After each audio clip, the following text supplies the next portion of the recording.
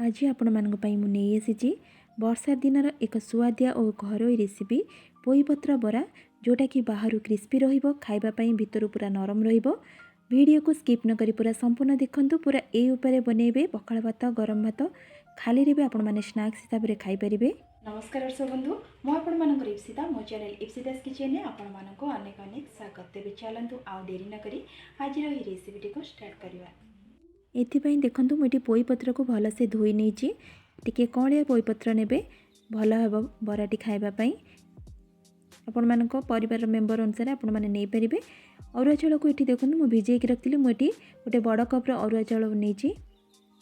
एठी किछि रसुन एवं अदा दुईटी सुखिला लंका को नेची। आपण मानक अरुआ चाउल रो क्वांटिटी अनुसार आपण अदा रसुन ऐड करिवे।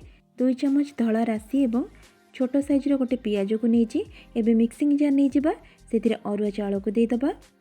दुईटी सुखिला लंका को मध्य दे दउची। अदा रसुन पियाज को एठी दे दबा। ए सब को दे सला परे पानी अल्प देकी ताकू भल से ग्राइंडिंग करी नै आसीबा।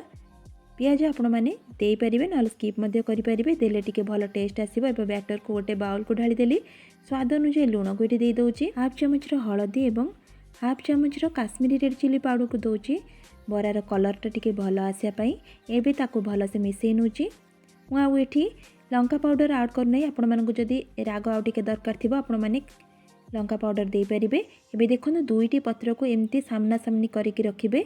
जेमती मु बनौची आपण माने सेमती ही बैटर रे ताकू बुड़ेबे जहा द्वारा कि बैटरटा पोई पत्र भितरे भल से कोट हे जिवो। एमती ही बनेबे। सेपटे गैस रे तावा बसैथिली। तावा गरम होला परे एठी 2 चम्मच तेल को दे दउची।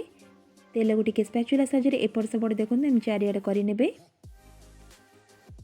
एबे देखंतु तेल को चारियाडे स्प्रेड करि नेली। तापर बैटर रे बुड़े की पोई पत्र को एठी दे दउची। ता ऊपर धला राशि को टिके दे दबा जहा द्वारा कि टेस्टटा बरार बहुत ही बढ़िया आसीबो। आपण माने देबे टेस्ट बहुत बढ़िया आसीबो। एबे देखंतु आ गोटे पोई पत्र को बैटर रे बुड़े की सेता को मध्य दे देली। ता ऊपर धला राशि को दे दउची। किछि समय पे ताकू टिके छाड़ दबा। तापर ताकू आरो साइड कोल्टेबा। एबे आरो साइड कोल्टे देली। चामच साहाय्य ता ऊपर आउ टिके बैटर को कोट करि नउची। एपटे आमे धला राशि जेतु दबा टिके चामच रे बैटर को दे दबा। तापर धला राशि को सेतरे दे दउची। आरो पत्रटी को उल्टे दउची। एटी देखंतु ता ऊपर पुनी सेमती बैटर को दे दबा चामच साहाय्य रे दे देकी पुनी धला राशि को तापर दबा। जेमती मु बनौची आपण माने सेमती ही बनेबे। बहुत ही बढ़िया लागिबो। चामच साहाय्य रे तेल टिके चारियाडे बुले नबा। खाइबा पय टिके भल लागिबो। तेल टिके देले दे सला परे ताकू पुनी आरो साइड कोल्टेबा। ऊपरटा पूरा लाइट गोल्डन कलर आसिले आपण माने जानि परिबे बराटी पूरा परफेक्ट हैला। नाले खाइबा पय भल लागिबो नै। गैस रो फ्लेम को लो टू मीडियम रे रखिथिबे। बिल्कुल हाई करिबे नै नाले ऊपर पोड़ी जिवो भीतर कंचा रहिबो। एबे देखंतु पुणी ताको आरो साइड कोल्टे देली। कलर भी पूरा चेंज हे गलानी।